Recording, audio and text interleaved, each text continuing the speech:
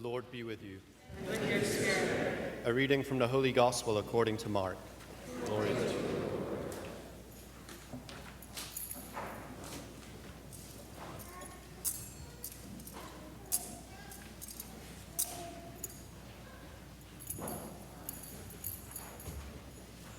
At that time, John said to Jesus, "Teacher, we saw someone driving out demons in your name, and we tried to prevent him because he does not follow us." Jesus replied, "Do not prevent him. There is no one who performs a mighty deed in my name who can at the same time speak ill of me. For whoever is not against us is for us. Anyone who gives you a cup of water to drink because you belong to Christ, amen, I say to you, will surely not lose his reward. Whoever causes one of these little ones who believe in me to sin, it will be better for him if a great millstone were put around his neck and he were thrown into the sea.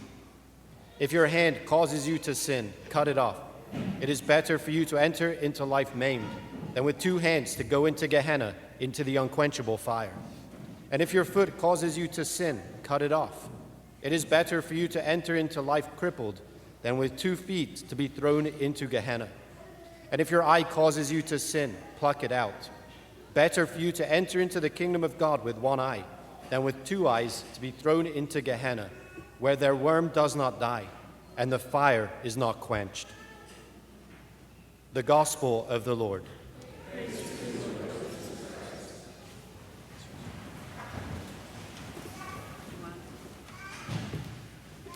Don't know, those are the brutal words. I mean, brutal imagery, brutal words that Jesus issues today.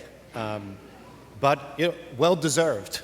And of course, they're made to be so. They're words with a real sharp edge, so that we can profit from his exhortation. So, what is going on here in the gospel? We see, at the beginning, we're getting into the scene that follows on from what we saw last week. The apostles are arguing among themselves as to who's the greatest, right? And Jesus has given them their lesson, as it were, right? Jesus has said to them, you want to be first? Be last. Be last. Be the servant of all. That's how you'll be first. And here we look, 2 minutes later, as it were. The great thing is that the apostles are very much like we are. It's like two minutes later, 2 minutes after the great exhortation. Okay, you want to be first? Then be last. Then we see Jesus, look, you sent us out to do this special thing, right? You commissioned us to cast out demons in your name, right? We're the ones entrusted with the message, right? We've got it. We're on the way. We're doing it, Jesus. But look, we found this other guy who's doing it as well. Where did that guy come from? Well, so we didn't recognize him. We didn't know where he came from. We told him to stop because, that's our work. And, we realized that Jesus, you would want, of course, to commission directly anyone who was serving you. So I don't know what they expected. I don't know what they expected when they brought that to Jesus. They didn't expect what he gave, I don't think. They might have expected, okay, guys, I understand. You're my special followers. I really love you. You're so great, No one else could possibly do the work that I've asked you to do. That's why I called you, right? I mean, what did they expect? Something like that? What do they get? You exclude anyone from the kingdom, better for you to have a millstone put around your neck and thrown into the sea. Not perhaps what they expected or wanted, but it's what they needed. It's what they needed. Right? Because again, they've fallen back on their ways. The amazing thing is, I will say, because we get this gospel passage a week after we get the to be first, be last gospel passage, and we still understand what's going on in the disciples' hearts. We still get what they're falling back on. We're falling back on the same thing ourselves. It's hard to shake these habits, right? We're born into a culture that says, you are number one. Take care of number one. We're born into a culture that says, go get everything you can out of life, right? Giving, no. Take everything you can. Squeeze every last drop out of it for yourself, right? Go get them, right? That's the culture that we live in. We want to be top of the heap. We want to be, hey, number one, right? That's what we want. It's bred into us, whether it be by our fallen human nature or the fact that these fallen human beings interacting with each other, this is the best we can come up with. It's like, yeah, climb and climb and climb and climb to get ahead as it relates to money, power, pleasure, whatever it may be. So the apostles are falling back on that. We're falling back on that. But they're taking the things of God. They're taking the commission that God has given them and turned it into something that inflates their own egos. They're turning it into something that builds them up in those particular ways, that allows them to exercise power over others. And so again, right, the severe exhortation to go the way of God, right, the kingdom building work to which they have been called, the call that they have been so privileged to receive, they're not then to turn it upside down and turn it into a tool for themselves, to profit themselves, to enrich themselves. No, they're to give it away in the manner that it was given. It's been given freely, and freely given it is to be. And can they rise to the challenge? And then Jesus, right, he starts knocking down the same way, right? If your hand causes you to sin, cut it off. Your foot, cut it off. Your eye, pluck it out. Now, what do we have to say about this? Because this, even Jesus' exhortation there, cut off your hand, cut off your foot, pluck out your eye. Okay, so I have to do this every time. You know why I have to do this every time. I have to do this every time. Do not cut off your hand, okay? Do not cut off your hand. Do not cut off your foot. Do not pluck out your eye. Okay, just saying. Now, okay, Jesus says, cut off your hand, cut off your foot, pluck out your eye. He doesn't say, he's not simply saying, get rid of sin. We have to do that anyway. What he's saying is, anything, even good and God-given, that does not conduce to the call, rip it out. Get rid of it. What might that look like? I don't know. It looks a little different for all of us. But think, what is good and God-given, just as your hand and your foot and your eye are good and God-given. What is in your life that is good and God-given that sometimes impedes your progress down the path of holiness and justice that God calls you to?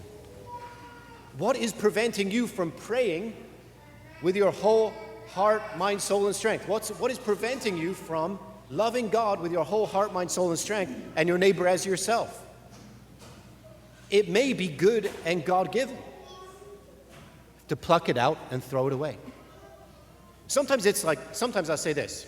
Let me take a couple of stabs at it. One is this. We talk in the church for some reason, in the church in America in particular, I think I know the reason, but we talk about your gifts and talents and making sure you use your gifts and talents for the building up of others, the building up of the church.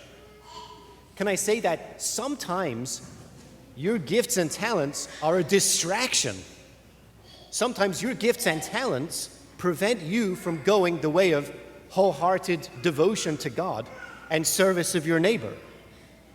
Why? Because, well, for one, your gift, the way you hear that, your gifts and talents, you think those are yours. Those are mine, and I want to use those. And how many times can I say I before we realize that this is all a matter of ego inflation? Because of course, look, I mean, I understand. Look, guys, I understand you, okay? Like, I'm brilliant as well, okay? I understand you, yeah. Like, I have, just like you, have real gifts and talents. You know, I should be using those. I should be using those all the time, right? To teach and preach and organize and all the rest. And when it comes to taking the trash out, someone else can do that. I have too much. My gifts are too serious. I have to steward them well. I don't want to waste my time on something that's beneath me. Do you see, like, and it's not always, of course, that's significant. Sometimes it's just a matter of calling. Sometimes it's just a matter of time. Right, in the sense that you may have been entrusted with great gifts, and yet in the moment, because the call of Christ is always urgent, you may have to drop that good thing that has been entrusted to you in order to pursue Jesus in this particular way. For instance, the demands of love are always urgent. The demands of love cannot be passed on to some other day or some other time. When they arise, they must be met. And they're met, again, not because of our brilliance, they're met because of the life of God at work in us and working through us. We're too lazy. We're too self-consumed. Right? We're too concerned about our own thing. No, the life of God at work in us and working through us will have us rise from our sorry state to meet the demands of love when they appear to us. And when I say when they appear to us, we're not even good enough to have our hearts, we're not even good enough to see where the demands of love are. We have to be awakened to them. And God awakens us to them. Whenever you see an opportunity to go the way of love, you have to go. Because you can be sure that God is revealing that to you. He's revealing what are the demands of love, and you simply have to respond. And when you respond to the call, you have the strength, you have the power to see it through, because again, it's God's love at work in you. It's God's love desiring to work through you. That's the whole thing. Right, so I said I'd give another example, but I think the gifts and talents I think that's enough to see like how we have to start rethinking everything. We have to rethink everything around the mission to which we've been called. We're called to Jesus. We're called to be his body. Right? We see Jesus in the world, healing, restoring, loving, forgiving, right? The rest. That's what he's calling us to do as well. To embody the love of God, to meet the demands of love, right? To raise up God's fallen world. And if we're going to raise up God's fallen world, it means that, my friends, we have to seek the low places. This is the problem here with the apostles. It seems to be an intractable problem, except for the fact that, thank God we live the apostolic church. We know that the apostles, bar one, went off to their deaths in order to take the gospel of Jesus' kingship, all the way to the end, no matter what it would cost them. And we have to be committed to the same, even if death is not demanded of us. Dying to ourselves here and now in order to go God's way is.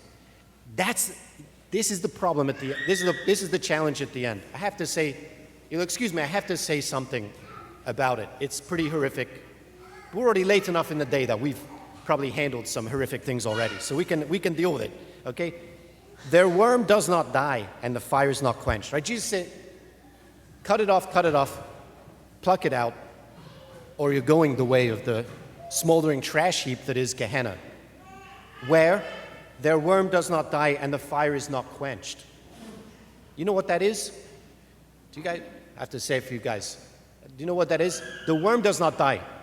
The worm eats corpses, does it not? Okay, so I know it's nasty, but the worm eats corpses. The worm, the worm of Gehenna, does not die. This is enduring torment. These are the fires of hell we're talking about. Right? And the fire is not quenched. There's no end to it. And you know what? The reality is that is our way without Jesus. We go the way of Gehenna naturally. Our lives, if it weren't for the call of Christ on our lives, we would go the way of the smoldering trash heap. And you know that. I know that. Like I know that myself. Most of my entire life would be simply a pile of trash on fire, right? If it weren't for the call of God. It would be that way. Do you know why? Because it would be selfish. I would be serving myself. And again, whether that's because of my fallen human nature or because we live in this culture, this society of fallen human natures, I would be living for myself. And that's a dead-end street. It's worse than a dead-end street. It's a way that only leads to torment. It's a way that only leads to fire. It leads to nothing. And we were made for more. And we join the apostles this morning in recognizing our call. Because this is what sets them straight. They recognize their call, they entrust themselves to Jesus, and they go the way of the cross. They deny themselves, pick up their cross, and follow him. They're not in it for themselves. the priority is no longer the self. The priority is the call of Christ. And as a moment of, say, liturgical reflection, let me offer it to you. There's a reason why in the penitential rite, I prefer probably the tropes. You were sent to heal the contrite of heart. Lord, have mercy. You came to call sinners. Christ, have mercy. You are seated at the right hand of the Father to intercede for us. Lord, have mercy. Why? You were sent to heal the contrite of heart. Do we find ourselves healed today by Christ? Do we see ourselves as contrite? Right? Are we repenting of our sin? Are we rejecting the ways of the world and our own selfish way to go God's way, the way of self-gift, the way of love, devotion of God, full-hearted devotion of God, and single-minded devotion of Him in serving our neighbor? Are we going that way? Are we repenting? If we're repenting and returning to His way, we're finding the healing that we need to pick up that call. You came to call sinners. Christ, have mercy. Are we sinners? Yes. Please be a sinner. Please, right? Own it, because it's only in owning our sinfulness that we will receive the mercy of God. It's only admitting that we are in need of the mercy of God that we will receive it for ourselves and be sent out to be agents of His mercy in the world. You are seated at the right hand of the Father to intercede for us. Lord, have mercy. We can't do it of our own. We've been summoned, we've been called, we're being equipped, and we're being sent, but we're being empowered by Jesus all the while. He's not only breathing His Spirit into us, He's also giving us His flesh and His blood to eat so that we can truly be His body in the world. My friends, it's the truly human way. It's the truly human way. Our hearts exalt with this, with the call that God has given us to give ourselves away. And it's ours to push back on the culture, no matter how many good things that we've been given, no matter how many good things that have been entrusted to us. We have to go God's way at all times and in every way. We have to go the way of love today. We have to rise to meet the challenges of love today. It's urgent. But because Jesus has called us and equipped us and sent us, because Jesus gives us his very life, we can go that way with Him.